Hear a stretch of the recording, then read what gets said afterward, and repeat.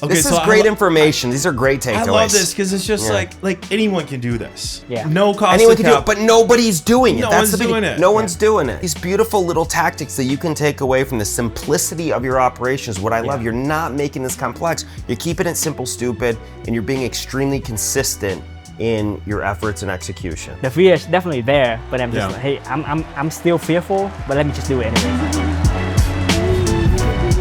Today we're going to dive into a lot of different topics, but the reason why I wanted to bring this guest on is because people think that you can't run a high margin wholesaling shop. Hugh here, our guest today, did 1.2 million last year at 66% margin.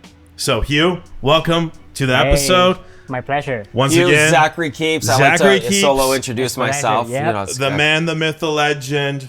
The legend himself. You've seen him many times before. You're a regular watcher. Oh yeah.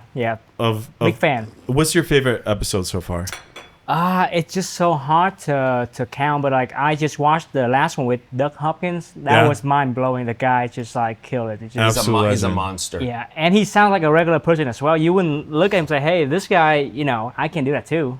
But like he just have this humble and he's just real and he's just like, hey, he just probably like somebody I know. You know what I mean? Like it wasn't like some billionaire that kind of like fly with private jets and stuff like that. So it's make it really relatable to the guy. You know, the guests you bring on, they're incredible, they're insightful, and the thing I love about this is you always back everything up with data. You just don't say the thing. You say, "Hey, I see the data," because you're the data guy, right? So you have. There's no bullshit. Zach and I can sniff out a bullshitter in 2 seconds. 100%. You got to be vetted. You got to send in the numbers, or so you know a credible person. Like you refer by a couple big mentors that we know. Some big guys. Which is Jerry great. Norden sings your praises. He's like, you gotta have Hugh on.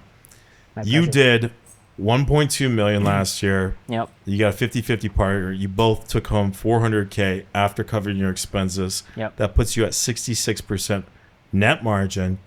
That's the best net margin I've ever seen on a wholesaling business, doing over $1 million in a year. You came here from Vietnam at a very young age, and now you've achieved this at 29 years old. What does it feel like to be living the American dream? Honestly, it feels the same as a few years ago when I first started out. But then it just the one thing it changed is it just make my life like I'm just blessed to be able to work every day. Before, you know, I go to work because I have to. Now I go to work because I want to, right? But then when I cross over that threshold, I'm still going to work the next day. Like nothing changed. I don't like take off for like a whole year. Just gets bigger, for sure. Yeah. So right now the goal is, hey, how can we make it fun? How can we take it to the next level? Well, keep it fun. Like I don't want to, you know, grow so much and then destroy my soul. So I want to, how can we grow and still make it fun doing it? So in the meantime, it's really my goal. Let's rewind this a little bit. You came from Vietnam. When did you come to the States, and how did you end up on this couch? Why real estate? Or did your parents push you into that? Or give us a little background on who you are. Yeah, so I came here in 2012 as a 16 years old, studying for just college. I don't know what I wanted to do at the time. My parents, they just sent me here to study. And at the time, I don't speak any English. Like I learned English for 10 years, but like you know how they teach it in third world country. You learn by doing grammar, you learn by reading, and then just writing. But they don't teach you to speak. They don't teach you to listen. The problem I went here is like I remember still like my first day of PE class. The teacher wanted me to do some bicep curls, and I just sit there doing push-up. I'm like, and I got a C on that class. The guy brought his gun show today too. I'm surprised they let you on the plane with those things. Looking good. But that's where I started. No English, and basically learning English through like watching movies and TV shows. Was this in Georgia where you were going to school, or where'd you go to school? So this was in Washington State, like near Seattle area. Okay, which school did you? It's a small community college near like so Bellingham. Parents send you over, they say, go get an education in America. Yep. So my first 2 years is basically learning English, learning an associate degree. And then later on, through some hard work, I did got into UCLA studying mechanical engineering. Wow, congratulations, so, that's huge. Yeah, graduated with the degree and just realized that even when I have a good GPA studying, when I get to real life, I hate doing engineering. Like there's just nothing about it I like. I suck at it, I hate it, you know. My boss yelled at me for doing a bad job. You know, I go home stressed every day. You know, so I just basically Google like how can I retire early, right? So I came across stock. I did that for a while and just realized it's gonna take me like 40 years. Like, what's the better way? You came across what? Stock? Stock, yeah. Like basically investing in stock. Trading. Oh, got it. Yeah. And then you can, S&P 500, all that good stuff, and you can retire in 40 years. And I'm like, If you start with a big chunk of cash. And that's a huge assumption. Yeah, can't you gotta time have a good markets. chunk That's of cash to Yeah. get going, So I just realized that wasn't for me, and then I think I came across Bigger Pocket at the time, and then for some reason they convinced me, okay, if I have 10 rentals, paying me maybe $300 a month, if I have $3,000 a month, at least I can just like leave the stress and not die, right? So like that's really my goal. It's like, hey, how can I buy 10 rentals to kickstart everything, and then just so I don't have to work anymore. That's how I got into real estate, studying rentals. What age were you when you started getting into it? I think it was 2019, so I was 23 at the time. Okay. Yeah. Yeah. So I bought my first rental in 2020. Hindsight. Where were great you market. living? I was living in Atlanta at that time. So I graduated from UCLA, and then I moved to Georgia for a job, right? And then I just began working and saving money. So you did this in conjunction with a regular job?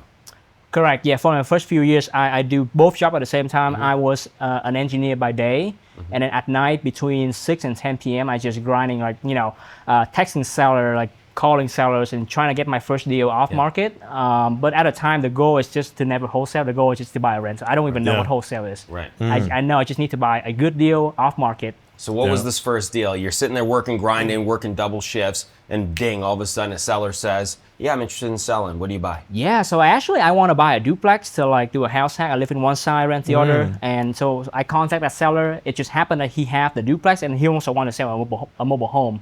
So actually the mobile home was my first deal, and it turned out to be a wholesale deal because I don't want to freaking buy a mobile home. I want to buy a duplex. But then I'm scrambling, okay, what do I do with this? Because he have to sell both at the same time. He don't want to sell just one. So I need to find out what to do with this mobile home. And what I realized is, okay, if you don't want it, somebody else will.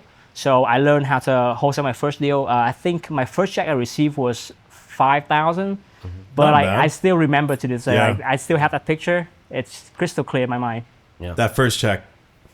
That So changes everything. Yeah, you did them both. You did the duplex and the mobile. You sold off the mobile home? So I think I was kind of being afraid at the time. So like I wholesaled the mobile home, and I ended up wholesaling the duplex as well because I'm so scared. I don't want to spend $100,000 buying this. I don't, And at the time I'm so dumb. Like I don't have any like lending like lineup. So like I was thinking I have to pay all cash for it, and just me being an Asian like guy, we don't spend much. So like I was able to save like $100,000 from 4 years of working as an engineer. Wow. So I was just literally about to dump $100,000 all cash. Life savings. And then it's just like that just feel off. So like, I'm just not gonna do it. So like I also wholesale that one too. How did you do on that one? Did you make? I make about 10 grand on the duplex and $5,000 on the. This is great. 15 Great grand start, off of like the first motivated seller that like was ready to actually take action and sell. Right. Yeah.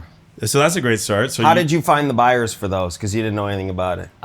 So at the time, I was going to like a lot of meetups, So like I basically sell it to one of the guy I met at the meetup. Yeah. And he ended up being my partner later on for a few years before I decided to branch off. So through meetups, that basically it. Like, hey, I don't know anybody, but I know the three guys I talked to like at the meetup. So let me see if they want to buy it. Power of proximity. It's amazing. And so you get these first two deals done.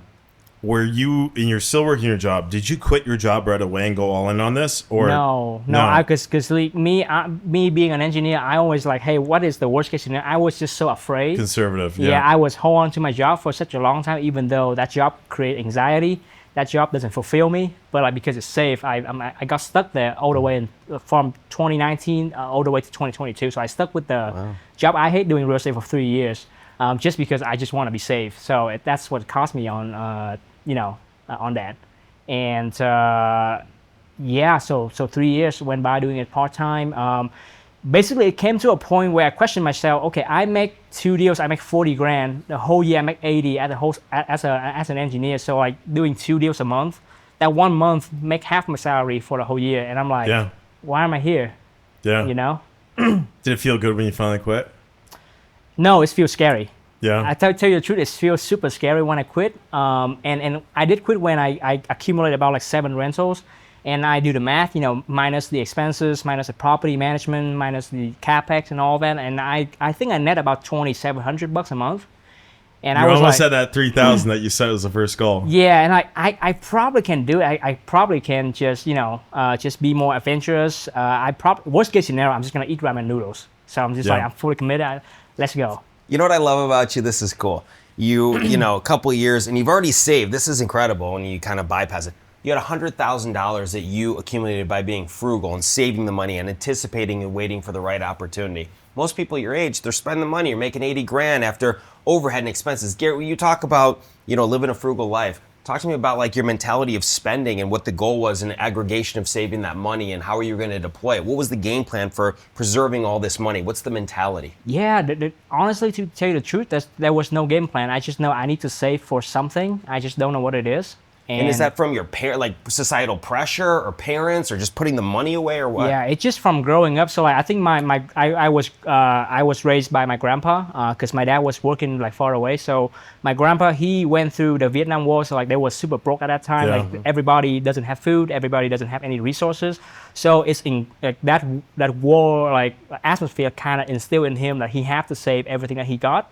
So like, he didn't teach me anything, but by me like being raised by him and kind of watch what he does, it's really influenced me when I really get to the state. And then like, I usually just like, I'm trying to save everything. So like by the time I graduate, I save about 10 grand.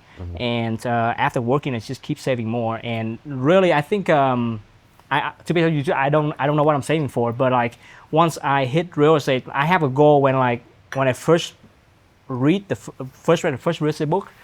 That one is give me a purpose. Okay, I'm gonna save up 100 grand to buy a duplex because duplex usually costs about 110, 120.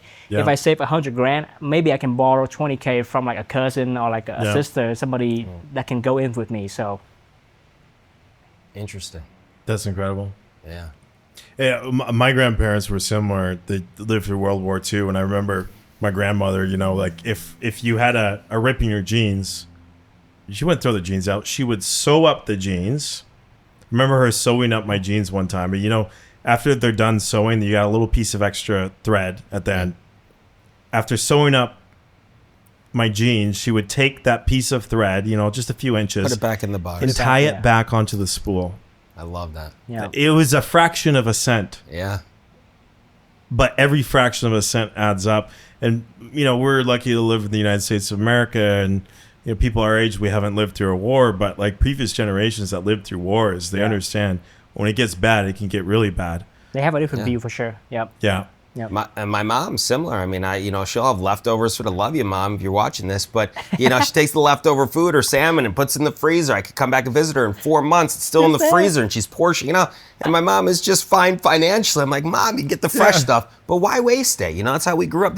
You carry that mentality. It's crazy. Yeah. Yeah. It's interesting. The difficult thing now is like fast forward. Now I have to actively get rid of that mentality because at some point it doesn't serve me well. So like That's what I was going to bring up next. Yeah. The problem is when it becomes scarcity mindset. yeah. Right. Because as you're scaling up your business, if you're just like, I got to hold on to everything, you're not going to reinvest and take as much risks. Probably you could have taken a little bit more risks. You probably could have left your job a little bit earlier, Yep. and you probably could have been like a little bit further ahead. But to each their own. Like you got here, maybe it was a little bit slower and a little bit safer. There's always that trade-off between speed and risk. Right. Yeah. Right. If you take a little bit more risk, you can get there a little bit faster. You're gonna have a little bit more downside if things don't work out. But Scared money doesn't make money. Yeah. Scared money. So it's cost me a lot because now I look back, I back out of like the first 3 deals that I actually got under contract to buy as a rental, and now looking back, like all of those was great deal back then. Yeah, but you can't play that. Hindsight's always 20/20. You're 29 years old. Yeah. You did 1.2 million last year. Like you're doing just fine. Yeah. Doing just fine. Okay, so you're in your mid 20s when you finally quit your job. What did the last few years look like? Did you just start wholesaling 100%? Actually, no. I did everything wrong because when I quit my job, I actually partnered up with my buddy who I wholesale that duplex to, and he's a big fix and flipper. Right? I'm not a fix and flip guy. I don't know anything about construction, but I was just through me buying rental for myself. I just got really good at finding off-market deals. So we do a partnership where I find the deals, he fund, he flip, and he resell. And we just split it 50-50. So at the time, it seems like a good idea. So when I quit my job, I think I just go all in that. Like we just find everything. I find the deals, and he flip it. So and that was, I think, from like, and then I wholesale some extra on the side. I think that was from like 2020 to 2022 to 2023. I did that, and as a partnership. And then it just realized it doesn't work out. Like the flips is way harder than You think you're gonna make $100,000 and you end up making 30. And that's who was putting up the money for that? What was that structure like? So he would fund it through either he would raise the private money and he would get the hard money loan in his company name. So he would raise the funding as well. So he raised the money. He don't use his own money, but he raised the money and he just carried the whole thing. And I just support whenever possible. I might go see the contractor from time to time, but like that's his responsibility. I'm just helping out when I can. Yeah. But that's when the market shift in 2022, right? So we do a few deals where we do good, but then like we just lost a bunch of money because the market changed. And I'm at a point now where I realized at the end of that, I was telling my partner, hey, this doesn't work out. I think I might just go back to my own job because it just doesn't work, When the rates went up and it got really tough. Yeah.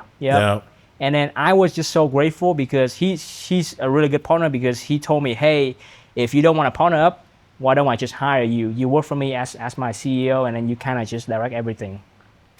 So he gave you a security blanket. Yeah. So he was paying me like more than my engineering salary. So I'm like, I gotta take this. Mm-hmm. So I was still in the game from 2022 to like late 2023. I was still in the game, even though I don't become like a solopreneur anymore. Like I basically become an employee. Yeah. But it keep me in the real estate game. Real estate game, learning, educating. For sure. Seeing what works, seeing what doesn't work. And then I think fast forward to the end of 2023, because during all that time, I help him with the flips. I help managing, the finances, right? I see the project through. So like I'm becoming like the COO for his company. And I just realized this flip is really, really slow. But then I was wholesaling on the side too. And I was like, these are like no risk. I get in, I get out, like it's super quick. I make less money, but like the velocity is much quicker. Mm-hmm. So at the end of 2023, I think I came to a realization I have to go all in wholesaling. And at that point, like it's just better to split because he wants to do more of the flips and I want to do more of the wholesale. So we just part ways. And I think looking back, that was the right choice. But don't you think that experience by being in the trenches and being fully integrated and looking at from the macro and the micro perspective of running that company, to understand what it takes to flip. Most wholesalers, they don't get that exposure. Now that you know it internally, you can price your deals so much better by having that knowledge and experience, by being in the trenches and understanding it. So you could tell these guys and forecast much better where to price these deals. A lot of people randomly just throw stuff out there and they hope for the best. When you strategically, like, wait a second, I just bought a similar deal. I know it's going to take X. I know the carrying costs. I know the market. You can reverse engineer price. Right. Talk about that experience of leveraging being in the trenches to price and enhance your wholesale dealings. It definitely helped out because when I underwrite my deals, when I say the repairs number, I have faith in that number. Yes. And I'm willing to challenge any buyers. I say, hey, it's going to cost more because you just have sucky contractors. Like it's going to cost less. Bingo. So, there you go. And also to your point, like throughout this whole experience, I just realized it's freaking hard to like fix and flip and do rental at a high scale. Yeah. So that's why when I look up guys like you, I'm like, how the hell does exactly all of this? A lot of coffee, no sleep. That's how you do it. He's an energizer bunny, always doing deals nonstop. There you go. Because like I was thinking like, gosh, like it's not easy, but it's really manageable. Like wholesale, like maybe 5-10 houses a month, like remotely. But I couldn't imagine doing even a third of that flipping, like even locally. It's just. I'll tell you a secret though. This city is easier than any other city. Do you know why that is? No. They updated the building codes in 1980. Okay? Most properties in Phoenix are built after 1980. Also, we don't have natural disasters here like we have in other areas. Also, we don't have basements. There is some, but not There's much, some. They're very rare.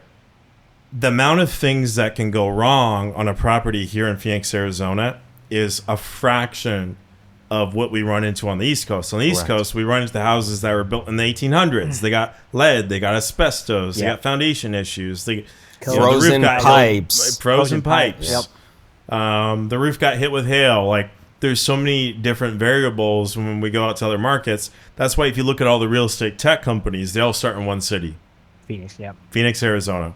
So it's a lot easier to do high velocity flips here than it is to do in other areas, especially on the East Coast.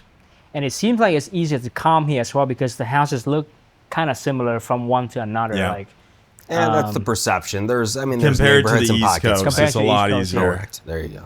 Well, this is the suburb capital of the world. You There know, you like go. it's the row houses. They're all like, you know, they got 6 different models they build 100 For times the over. most part. For But the then, most part. Yeah, then you got the 1960s and the other neighborhoods that You've are seen more some hairs. complex.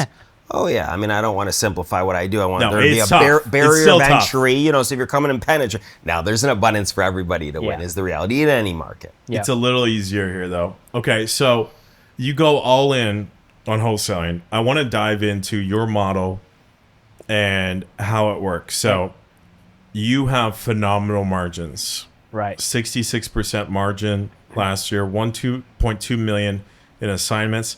So far, we're filming this May 2nd. You're ramping up really fast. Can you share what you're at so far this year?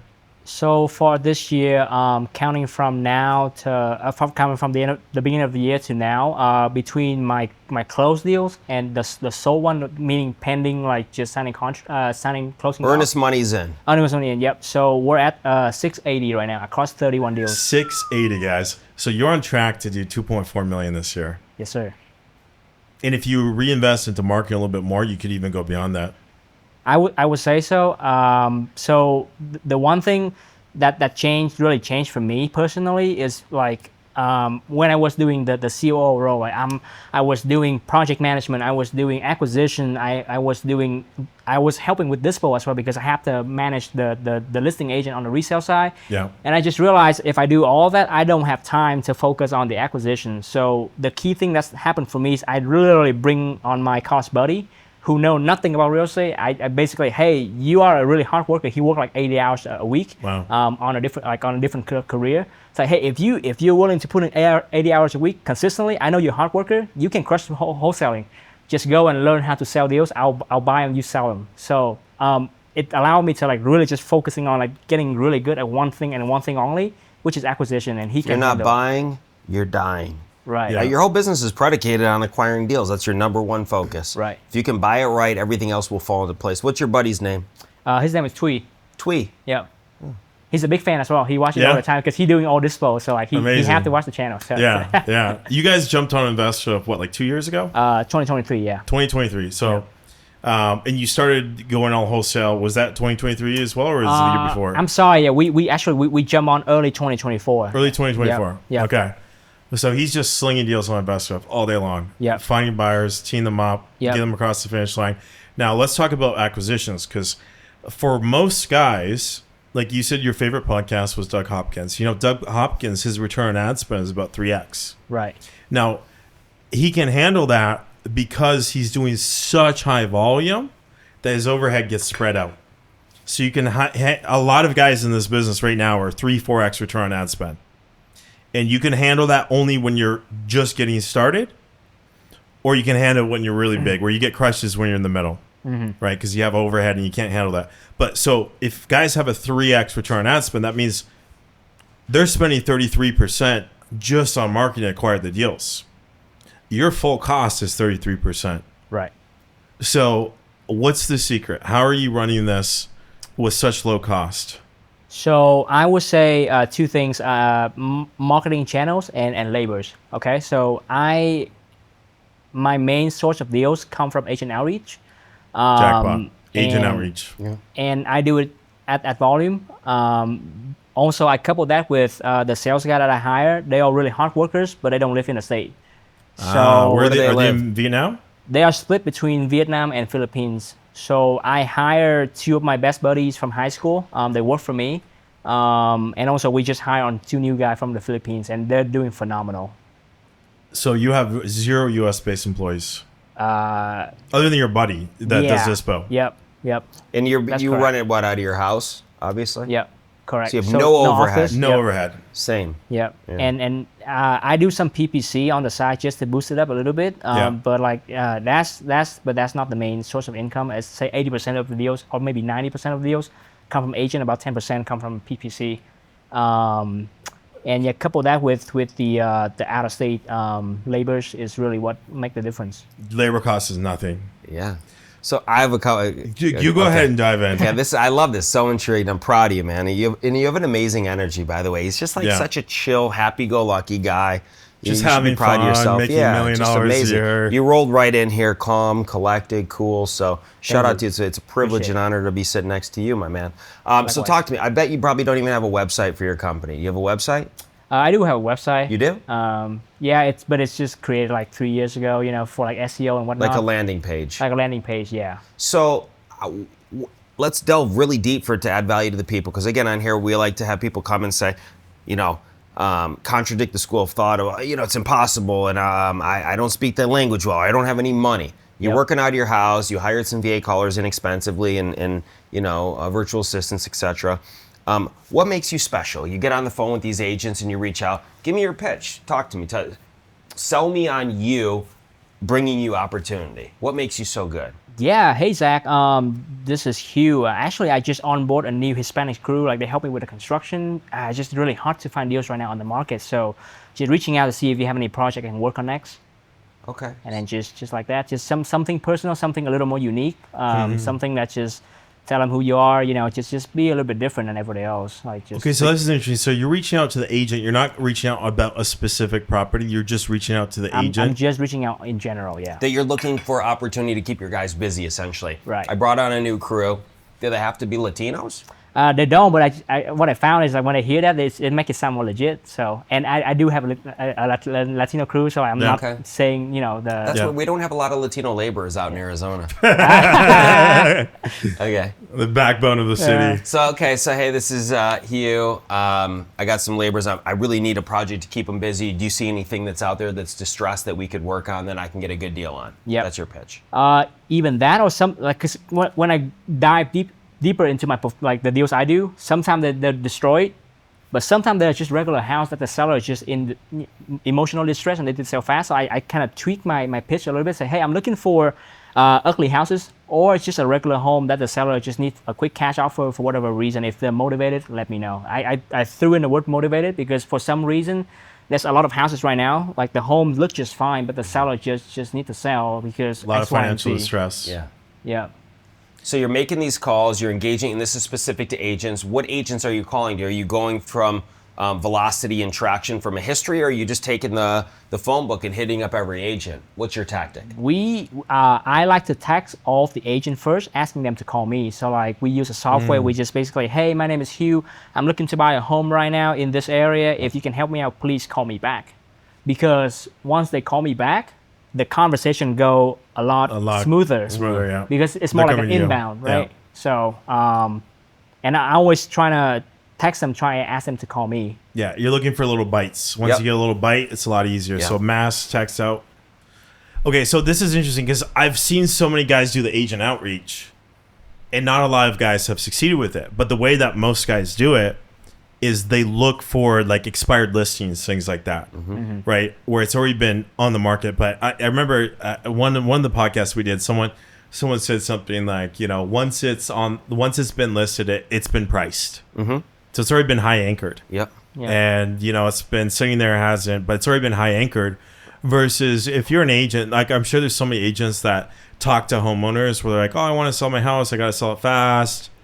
And they're just like, I'm not going to take this listing. Like, I'm sorry, your house is too jacked up. Or, oh, you need to sell it too fast. Where they're rejecting inbound leads that they're just like, I can't help you. Yeah. The house is too jacked up or you need to sell too fast. So by going to them and just building the relationship, you're just saying, hey, I can be a tool in your pocket.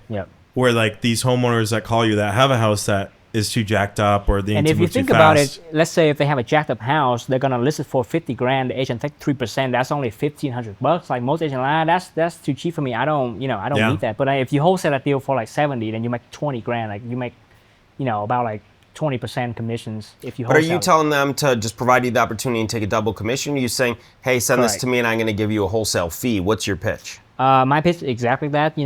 Basically, the thing I love about this is like, I am not a smart guy. Everything I do is copy and paste, copy and paste. I just look at what other people do, looking to do the exact same thing, but just do it like maybe 5% better. Yeah. And that's all you need, right? So like what I'm teaching right now is just nothing new. People have done it like many times before.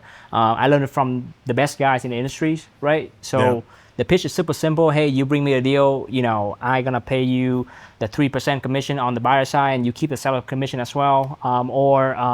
Let's say if the seller doesn't want to pay your commission, I got you covered. So like you bring the deal to me, you are guaranteed to get paid if the deal work out. Right. It's interesting. I was speaking to Brett Hundley today, and he's in Barcelona, Spain, and he's looking for opportunities. And Big NFL player, and he was on our investor. podcast. Yeah. Great guy, and he said, "Hey, I'm underwriting deals. What is your recommendation just to get some more information? Really, understand what's going on in that specific market." And I said, "Well, it's really important to call the agents in the areas that you're looking at an asset. You find that same subdivision. You call those agents that are representing a deal that have an active listing and talk to them. Say, hey, I'm just curious. I'm looking at doing a deal over here. What kind of activity and traction do you have?" Yeah. And then then they start talking, and then, oh, by the way, if you ever bring me something, and I always tell them this is a great line when I was buying direct to sellers and agent outreach all the time, because you're already having the conversation. Save my number. You should say to them, because you're memorable, hey, my name is, Huey Lewis. Yep. So save me as Huey Lewis and the cash buyer, Huey cash buyer, think music or whatever. And that way you're like, hey, did you get my number? Save it. So anytime you have anything that looks interesting, or it needs a cash deal or a high utility, or it's disgusting, or a firehouse, whatever it is, you say my number. You give that call to action to that agent while you're doing the outreach, and you have a higher rate of retention in the future, because you're about recurring business. This is not a one call, one deal. It's hey, you call me anytime. Let's collaborate. I'll help you on that business. I want to be your number one buyer. And so he literally texted me on the way here. He's like, unbelievable. I was calling agents to get information, but then you pivot and say, if you ever have anything, call me. Exactly. Maximize every phone call. Slow it down and build that rapport and get that high rate of retention and that long-term annuity of relationships. Yep. I'll say one thing I also do better than most of the guys is like I just take the time to add them on Facebook, and I just make sure I post on Facebook every single week, like 3 times a week. Really? So like they are really familiar with my face. They know I buy ugly homes. If you look at my profile right now, I have like 100 posts like this year already on like just me buying ugly homes. Building your brand with these guys. Smart. So let's say if I have 2 agents as my friends, right? Every time I post, it's just like I'm sending out 2,000 texts to like everybody that use Facebook. And to get to a point now where like every time I post on there, like I would receive literally like two or three people just text me, hey, what do you think about this? Like they just reach out because of the post. And it just helped like building trust over time too, right? Okay, because one of the things that I was really wondering about is you're doing this in Atlanta, Georgia. Atlanta, Georgia is notoriously oversaturated with beginner real estate investors. Right. Like it's like the most saturated. So what I've been thinking about is like, how are you pulling this off? Because beginner wholesalers, I'm like, they're already beating these agents to death, I'm sure. Right. Like, and then credibility, that's the key. Now you've established the credibility.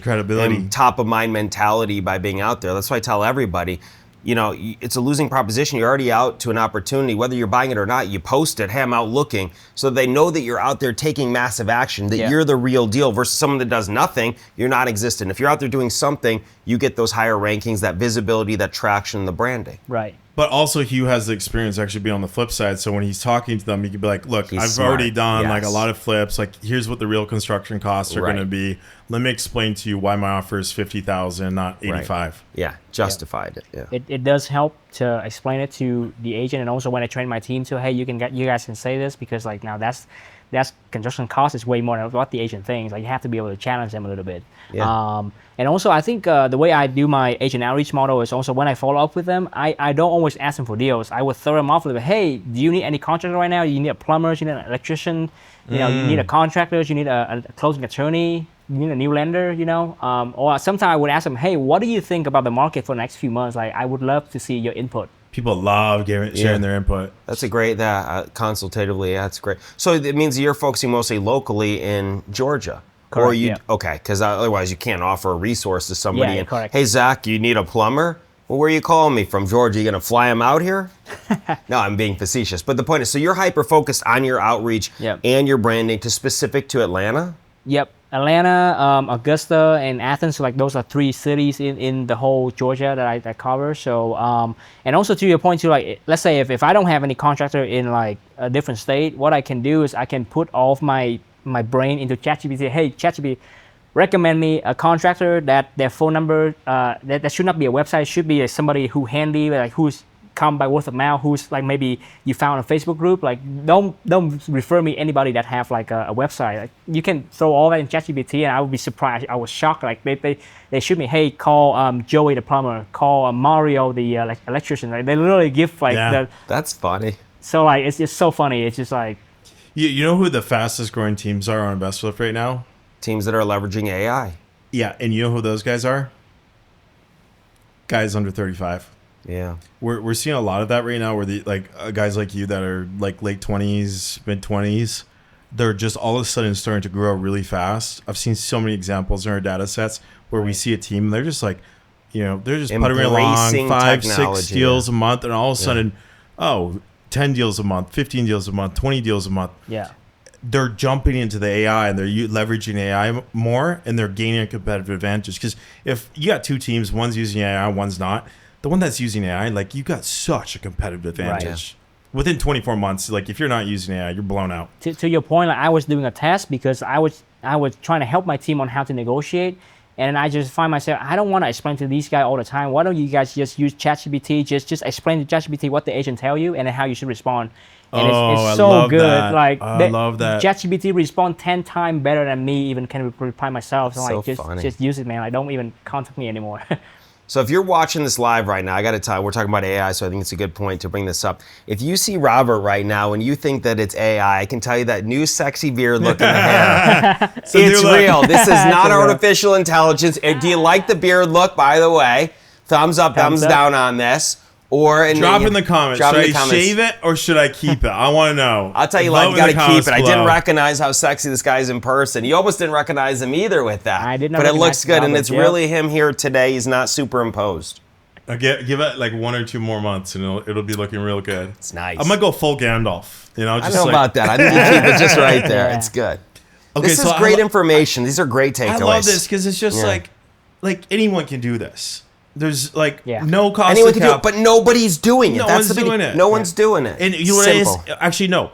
Thousands of people are doing it, but they're not doing that like that. They're not going to 11. They're going to 9. Yes. They're doing like all the calls, but they're not like going on Facebook and like posting and like adding them and like build like that extra little bit. These beautiful little tactics that you can take away from the simplicity of your operations. What I love, you're not making this complex. You're keeping it simple, stupid, and you're being extremely consistent in your efforts and execution. Right. Yeah. Now, my first thought that I had is if you're pulling this off in Atlanta, Georgia, if you brought it to another city, you would dominate. Because Atlanta, Georgia is so saturated with beginners. Yep. Like Max Maxwell was the king of that city for a while. He did tons of real estate education, created a whole generation of real estate wholesalers, taught them all how to pull lists, taught them how to set up dialers, set up mass texting, how to do agent outreach, like all of that. Like that city has just been trained on how to do low cost acquisitions. If you like jumped a few cities over, like, have you tried that yet? Have you tried running this model outside of? The crazy thing is, like, I'm such a small fish in that pond. Like, I haven't even been able to cover like the market that I'm actually like doing deals in. Like, so that 1.2, I don't think I probably hit about like 20% of the agent that I could have hit in that entire market. So like for me, like you could I think you could totally do 10 million a year. Yeah. Just in that city. But I'm wondering if it might be easier to do 10 million in another city. Right. But to the point of, I mean, my philosophy is I would go deep in your market because it's working. The other thing is because his competitive advantage, and the knowledge your competitive advantage is like you've done flips in the city, the neighborhoods. You go as deep as possible till you get to that 100%, and then you scale. For most guys, I usually say go into an easier market, but actually with your competitive advantage you're building, maybe just go deeper. I would too. And the thing is, I love to buy deals. I love to do deals where I plan to buy rentals. So for me, I have a huge belief in Atlanta. I see it's probably going to be great for the next 10, 20 years. Yeah. So to me, I want to do deals in a market where I can actually buy and hold and then just keep it for long term. I have been able to, gratefully through a saving and whatnot, I was able to buy about 20 rentals right now up in my portfolio. And Congratulations, that's huge. yeah. That's huge, bro. And- 20 rentals. and- So and how do then- you do that based on the numbers? Clearly, you have leverage. How did you get them? Is it seller financing? Most of my property is leveraging. I think my loan to value ratio is usually between 50 and 60%. So I don't try to max out my leverage. The only thing is He's because conservative like you. So are Yeah. you putting a lot down, or you're just buying them that deep, or what are you doing? I was buying it with hard money, and I fund my own rehab, and I'm just refinancing the underlying hard money. Yeah, So that like makes I sense. don't try to pull out more cash Right. from the properties just because I have my wholesaling business pumping me with cash, and I'm just conservative. So I don't want to pay all cash, but Yeah. I don't want to borrow like 100% either. So I just want So are something you in the flying middle. with DSCR loans? Right, correct, yes. Got it. Yep. So at a certain point, you may want to get, I get it, but to really grow and scale, you may want to just cross-collateralize all those, Yeah. pay Right, off what you the did, yeah. Get a line DSCR of loans, credit. get a commercial Yeah, line of credit, and then you're golden. And then you don't feel the need to deploy just to deploy because you're not paying money on that interest, Yeah. right? You buy the really good deals, you have that operating line, and then you're not worrying about having cash because your cash is losing to inflation right now. Right. So if you're sitting on a bunch of cash, getting scared money, you don't make money, Yep. you got to leverage that money so you get that passive income off that money. Let that money work for you just like you're working hard every day. Yep. I think it's smart that I always say, my personal belief is that a lot of times, unless the numbers are insane, flipping doesn't make sense, but wholesaling does because it's just quick cash. But then if you are wholesaling, you got that nailed and you got it scaled and you're doing 100K a month or whatever, then the biggest mistake is not buying. Yeah. Because buying is what is going to build that long-term wealth. Yep. And it's going to give you the depreciation to go Right. offset that active income, right? Like that active income, your tax bill, the problem you have right now is your tax bill is going to be Correct, really high, yes. Yep. right? So as you start building up that portfolio, you're going to start building up a lot of depreciation that you can use to offset it. There's been so many guys that we've interviewed over the last year that are, it's like, what's the biggest mistake you made? Oh, I wish I kept more. Yeah, Spencer Caldwell, for Spencer example. Caldwell, Nick and he built Perry. stuff. Doug Hopkins could have bought more. Everybody Everyone they could have say. bought more. Okay, going back. Plus, the beauty of it is you're intimately familiar with your market. You're gonna just cherry pick these great Best deals. one. You're gonna know and Yep. say, "Why am I selling this?" You're making $100,000, but are you really making $100,000? You're really making 60 because you have no tax deductions. If you could just Correct. warehouse that money and stabilize that asset, you're paying no taxes. You can leverage it as an asset. You can collateralize. There's so many different things you can do strategically by pick and choosing Yeah, I'm these gonna take you up beautiful on deals. that. Yeah, I actually I heard about that strategy from you, and that sounds amazing. So The what? I Oh, the heard about strategy. your strategy. Yeah, so Yeah. basically get everything in one loan and kind of a line of credit and kind of use it when you want to. This way you don't you have to pay on it every time. And you use Right, it when you you're need just patiently waiting. You don't have to buy. You want to buy, and you're very strategic in Right. what you're doing. You're patient. I like if it. you had a takeout loan and the clock's ticking, you're paying interest. You're just looking for assets to offset Yeah. the cost of that Yeah, the thing interest. I like about rentals versus flipping is because like flipping, there's a lot of stress when the house doesn't sell. Like I'm like Yeah. I lose sleep over that. But then Yeah. on the rentals, I know I run my numbers already. I don't have to rehab it to a perfection because the renter is not that picky. If I have that pain right there, it's not perfect. That's fine. I can keep that long term. So like it just reduces the stress at night, and then as long as I run the numbers correctly, it's gonna pay for itself most of the time. But here's what you can play with too, the dual exit strategy. I can tell you're a contingency guy.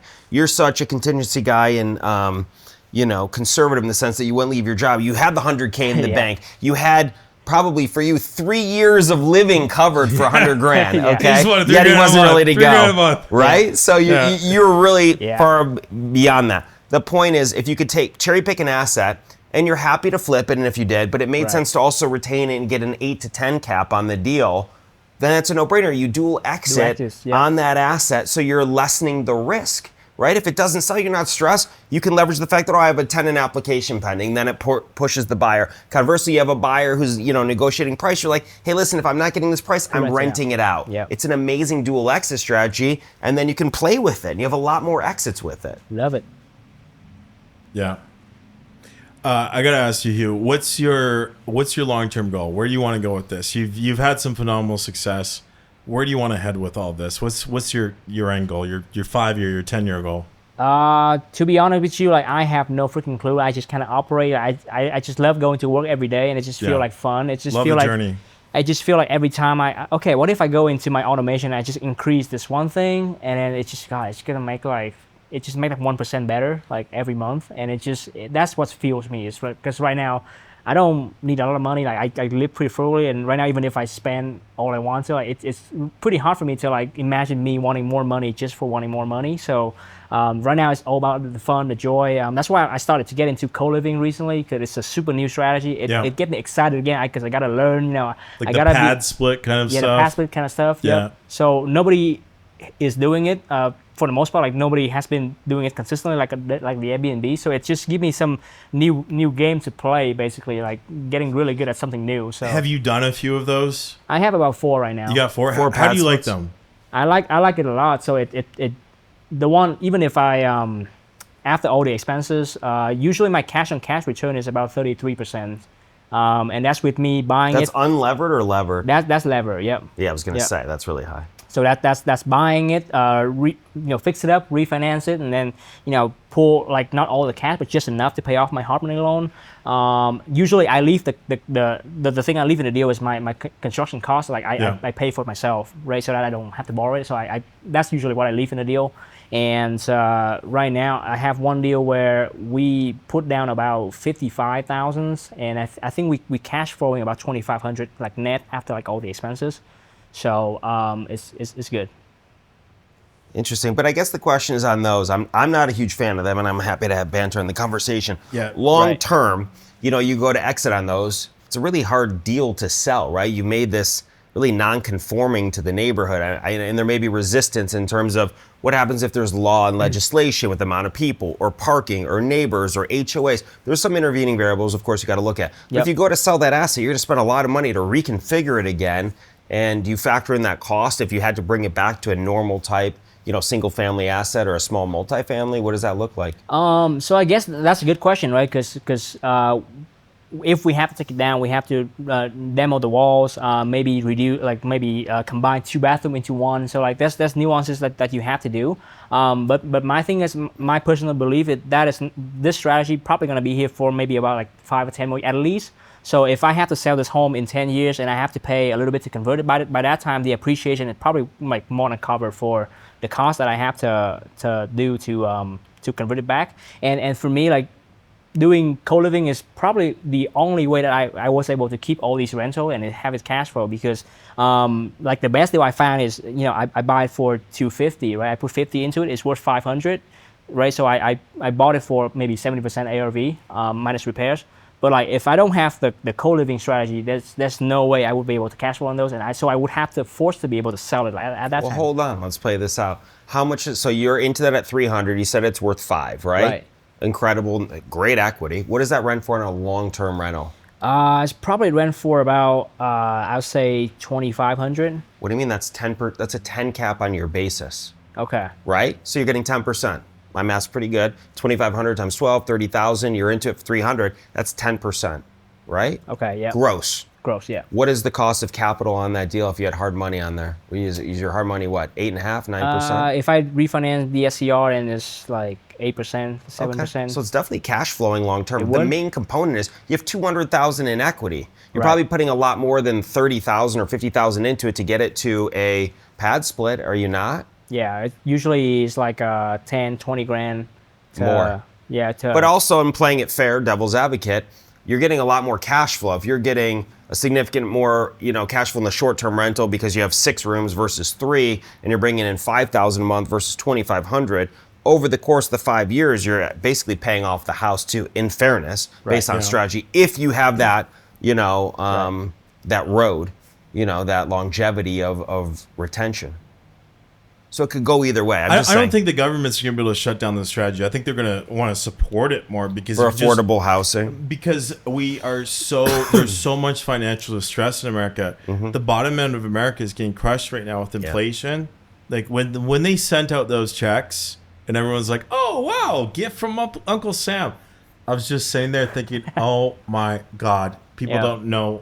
It's not going to help the lower class. It's going to decimate the bottom class because."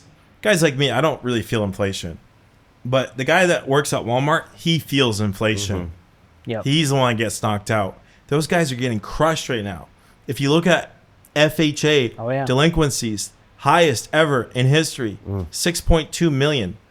and all that COVID, what do they call it, forbearance? Yeah, Like relief. all those relief programs are ending in October. Apparently, the VA relief program just ended recently, and those are starting to hit. Yep. Like, there's a lot of financial stress happening, so a lot of people are going to have to downsize. And if you don't have family to go move back in with, or you don't have a buddy you can go live with, co-living is the only option. So I think there's going to be more demand for it. And I don't think the government is going to be against that because we're so short on housing. It's going to take time to go build more housing inventory. Canada's even worse. Canada's just... Oh, yeah. The housing costs in Canada are just insane because they brought in so many immigrants without increasing the supply of houses at all. Prices are through the roof.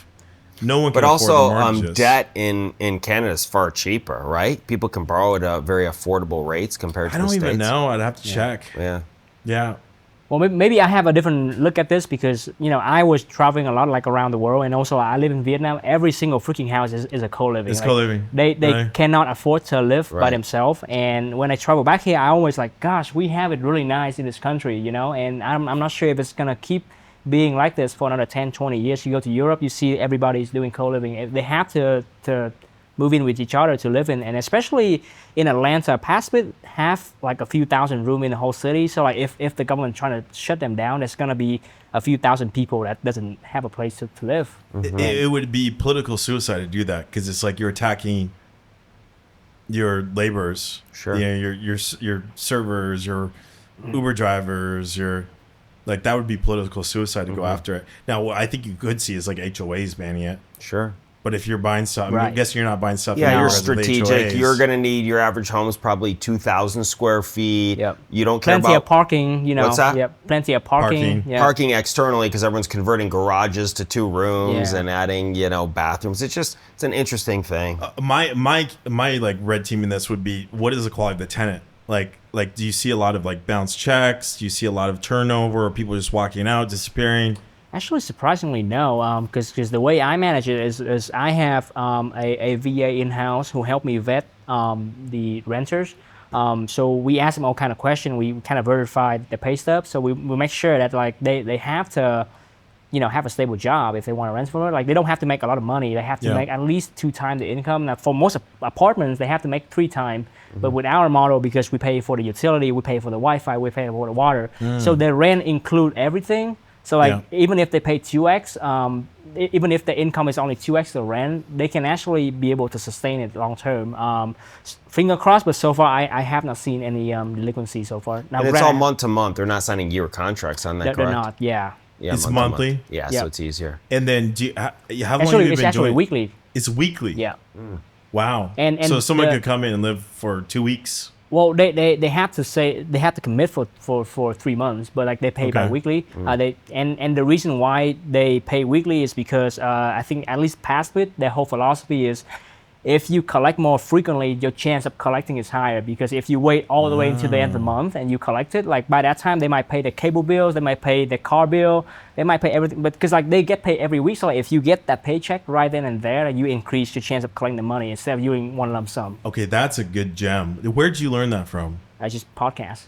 Podcasts. Yeah, I love podcasts. So they're paying rent weekly. That's So really let's smart. talk about this for a second, and I implement that my strategy with my long-term tenants.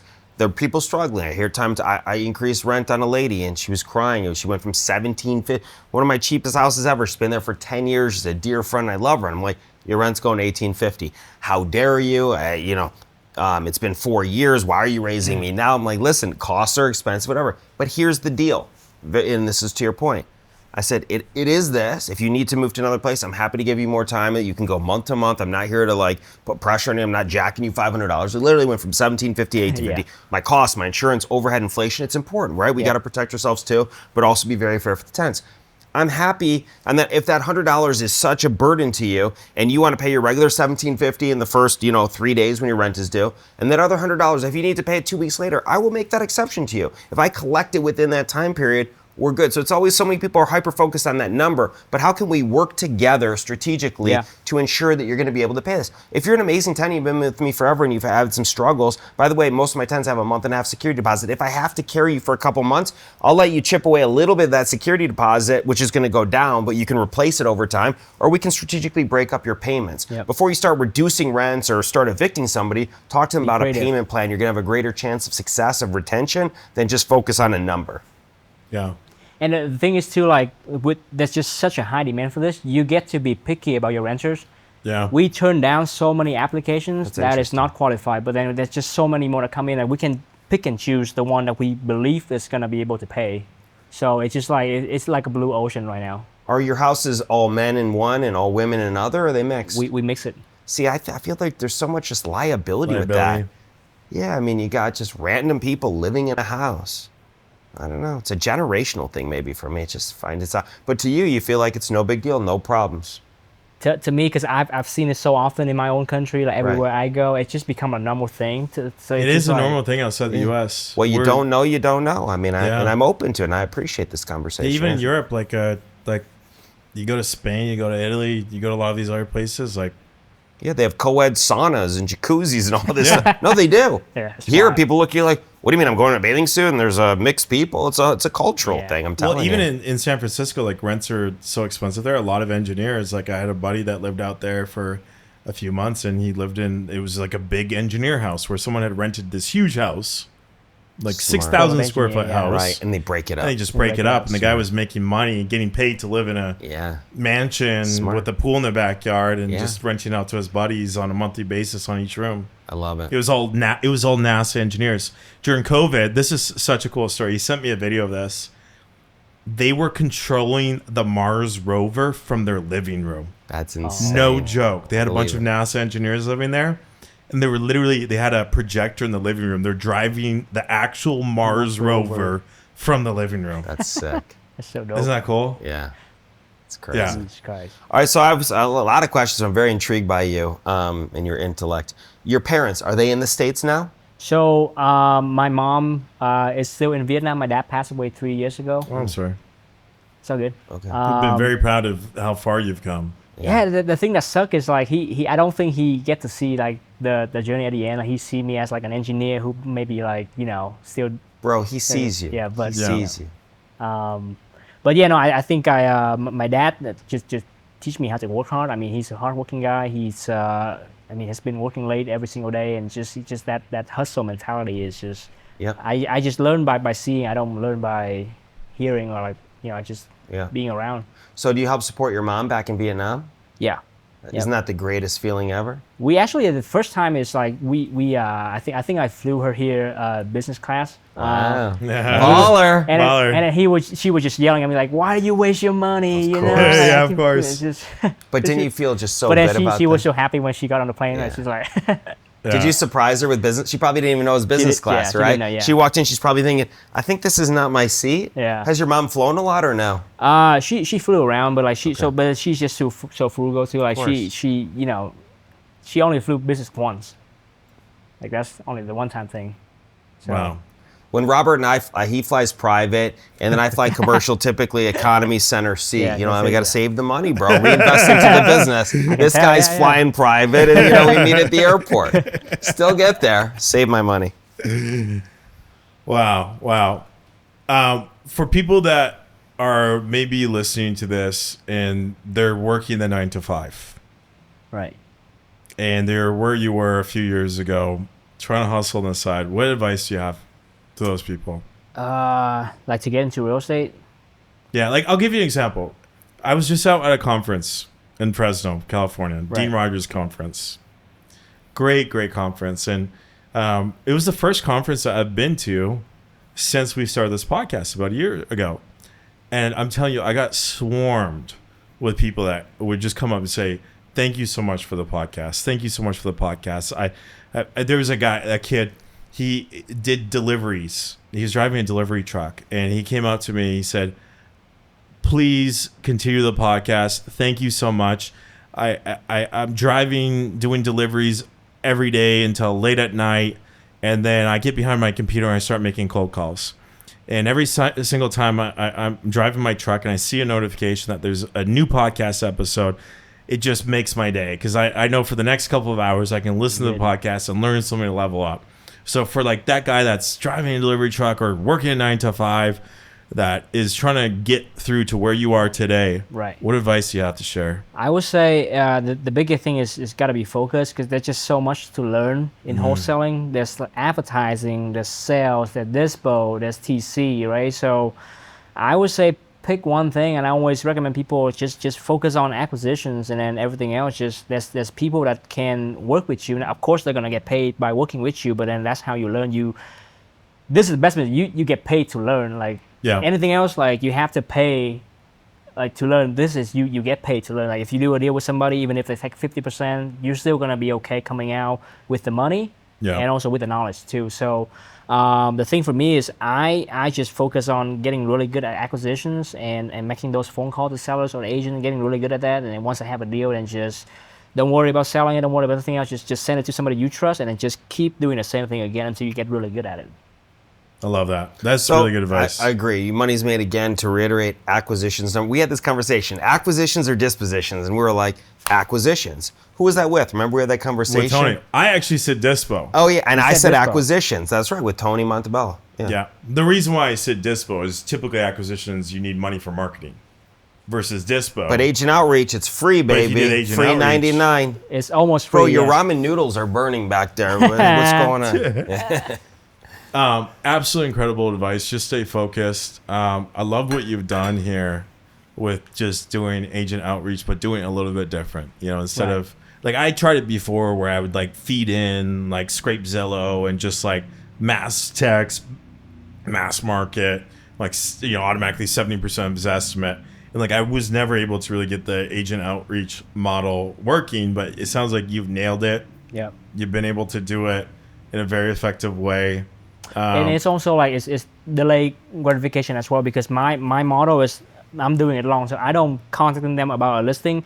I'm just contacting them in general to get in the system. So sometime I remember it doesn't took off until I do it for like 6 months, where like because I keep building up the pipeline, It gets to a certain point. You have to be able to get like a few hundred agents in your system before you actually see like money coming out. You're a farmer. You're watering the seeds every day. You're not eating, the produce the next day. Like you said, it's all a game of delayed gratification, building and retaining those relationships and cultivating and touching those relationships, not just one time and waiting 6 months. Guaranteed in that 6 months, you probably called those agents how many times or interacted with them? 8. Yeah. There you go. So someone that calls somebody one time, they're like, where's my deals?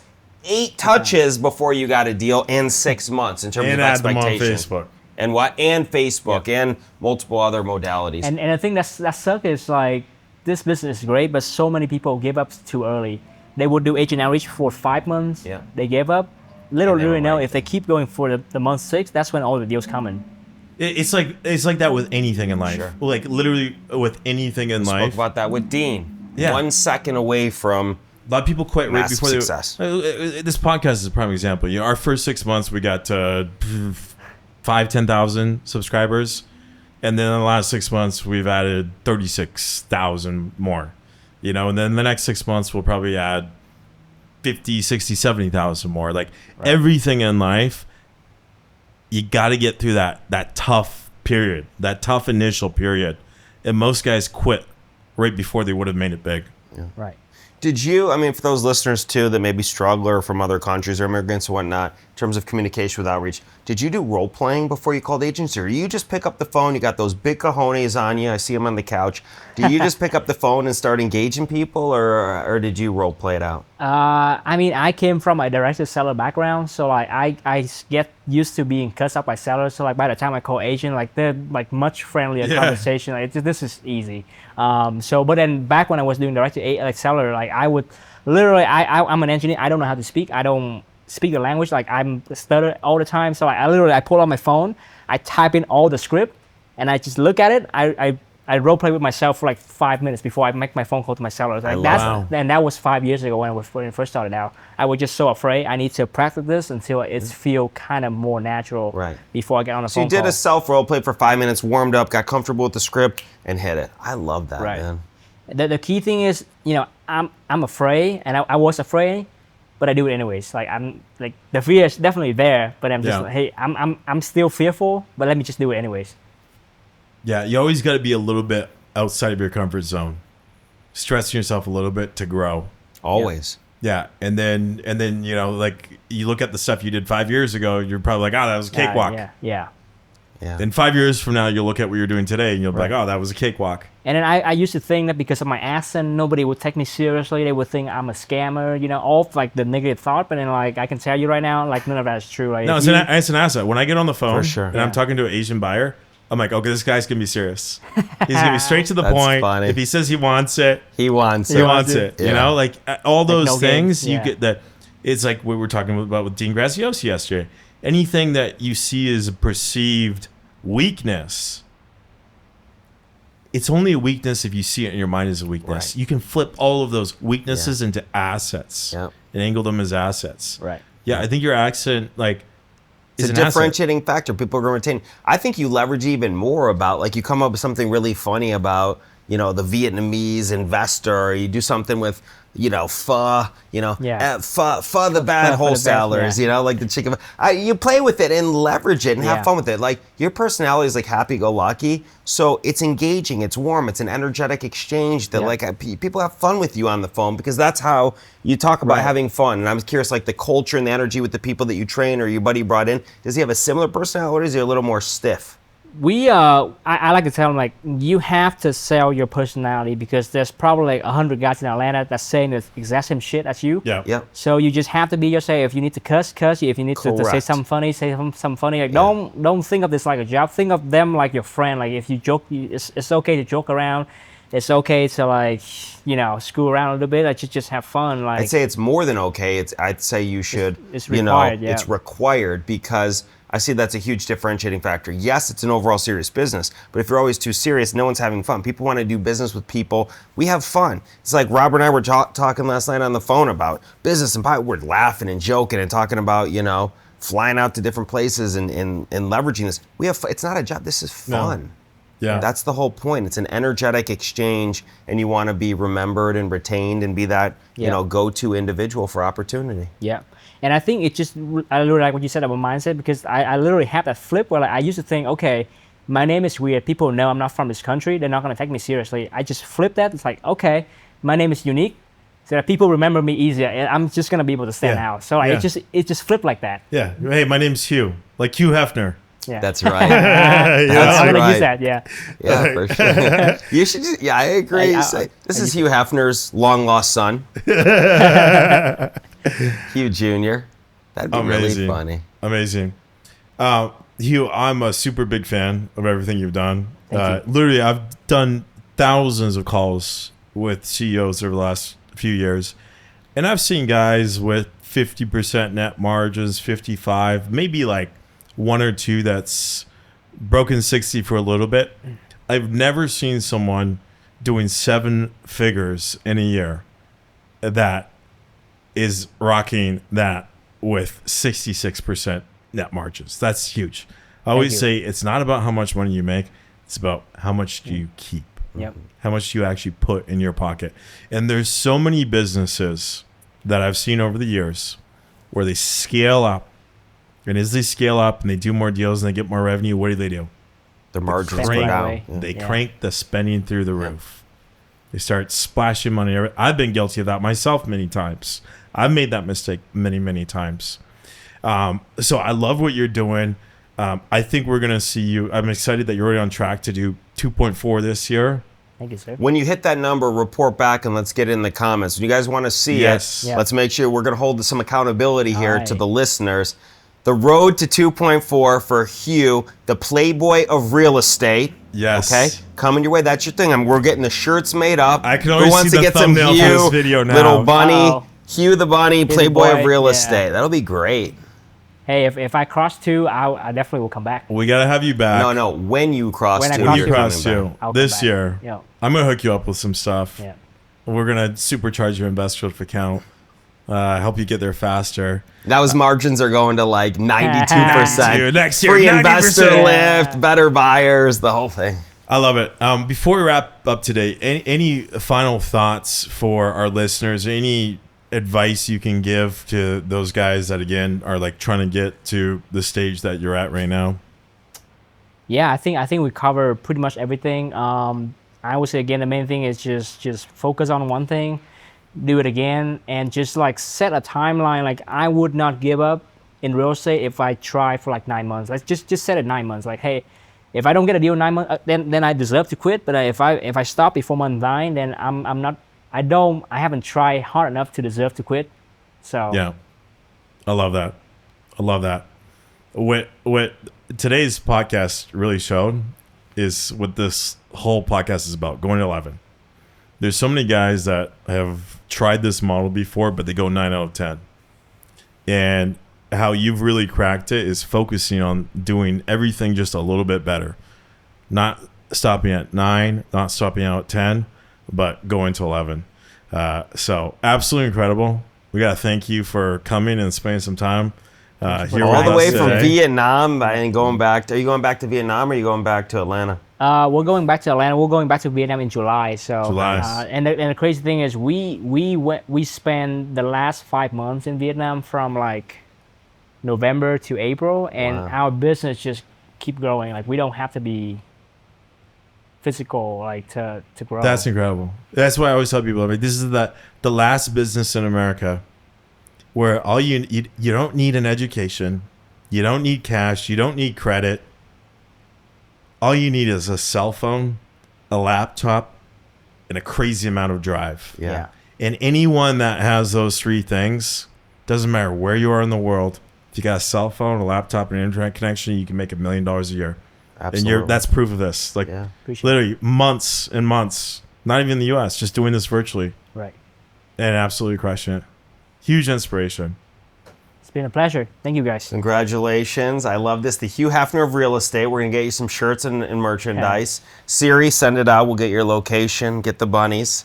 If you guys want to see some Hugh Hefner, the king of real estate, put in the comments. There we go. Love it. Well, Hugh, thanks for so coming much. out, buddy. Appreciate you. Appreciate you so much. Great Thank you guys. job.